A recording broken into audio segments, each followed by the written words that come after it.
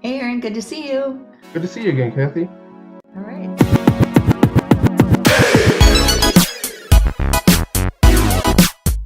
All right, so I've got some questions for you. All right. The first one is about escrow.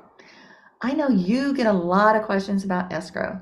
So why don't you just share with us what questions you get about escrow money? Yep. So the earnest money deposit, which I think is what you're referring to, is I often get questions from especially sellers and the agents that I work with. Um, so the question I get is when we're going through attorney review or the inspection period, the sellers will sometimes ask me, well, don't we get to keep their earnest money if they don't want to move forward with the purchase? Yep. Or the buyer's will ask me, if I don't go forward, do I get my earnest money back? Or sometimes the agents I work with will ask me, well, they didn't do what they were supposed to. Don't they get their money? Don't we to keep the earnest money? And it's not as straightforward as everybody thinks it is. Um, there's contingencies in the contract, and if we're still within the contingency period, the earnest money usually gets released to the buyer.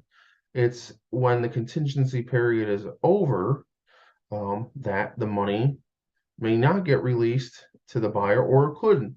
It just depends. So, in a nutshell, if we're still in attorney review, and attorney review has not been closed, the money has to go back to the buyer. However, where you could see the buyer losing the money is if they haven't ordered the appraisal and had it completed within the first 10 days. If there's a home sale and close contingency needed, if we look back to 2020, and in 2020, all of 2021, and through June of 2022, Mhm. you saw a lot of buyers probably saying, oh man, I want our offer to get accepted. Let's not tell them I need to sell my house to buy a house. And if you got a denial letter because of that, or asked for it after attorney review, then the buyer would lose their deposit. Um, Mhm.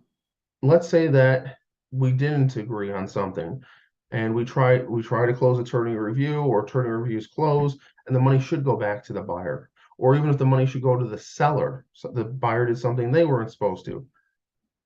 Even if that's the case, both parties have to sign a release for the money. If I'm holding it, the other attorney is holding it, the title company is holding it, your brokerage is holding it. Nobody can release money till both parties sign. That's the law, unfortunately.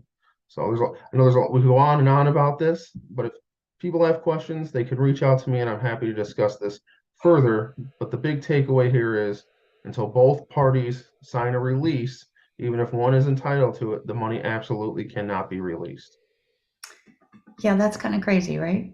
It is. It is. And it can wind up having to go to court or Sorry. being transferred to the city, or it's not, sorry, the circuit clerk's office, to the state. So it just can go on and on forever. So there's some things we can do when we get under contract during the attorney review period where try to lessen that situation for either party. So more questions, give us a call. We'll go over that. Yeah, thank you. Because it gets confusing. Right? It does.